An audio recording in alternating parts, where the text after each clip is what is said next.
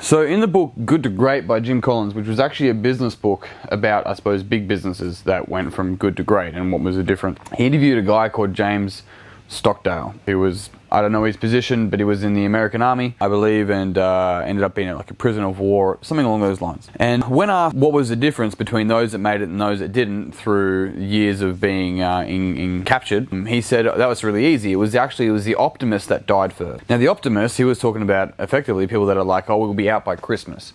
We'll be out by Easter, we'll be out by Thanksgiving, we'll be out by... And each time it kind of ate away at them a little bit, and therefore they started to lose hope and they started to die off. So it's not to have a stab at optimism or positivity. However, people that are actually stuck in the space of positivism, as in like everyone should be positive, you should always look at the bright side, all that, actually end up being really negative towards negativity or worst case scenario thinking, if you choose to be in that space, or even seeing the other end of optimism, so pessimism. So it's actually a spectrum that we want to be able to see objectively as well. So it's this optimism with a drive of I am optimistic, I'm constantly looking at that, rather than, and this is the Stockdale Paradox, being able to look at the brutal facts.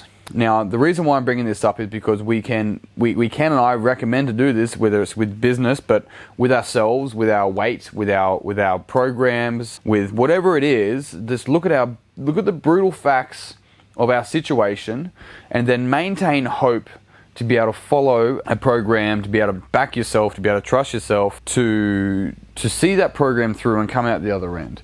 So it's not about not having optimism, otherwise why would you do it in the first place? But it's also not ignoring the pessimistic or the worst case or the difficult side of things as well. It's really truly just looking at the brutal facts of your current situation.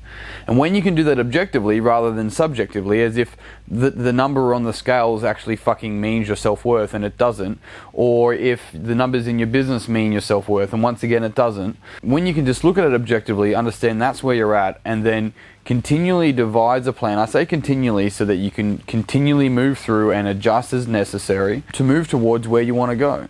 So to clarify that, the Stockdale Paradox, whether it be in training or in business or in relationships or in other areas of your life, education, whatever it may be, right, money, doesn't matter, is be able to look at the brutal facts of where you're at. Once you can see the brutal facts as they are rather than just being optimistic about it, then you can devise a plan, devise a structure, choose a trajectory, right, and maintain hope that you'll continually go down that path. There's your Stockdale Paradox. It's something that came up in a conversation the other day.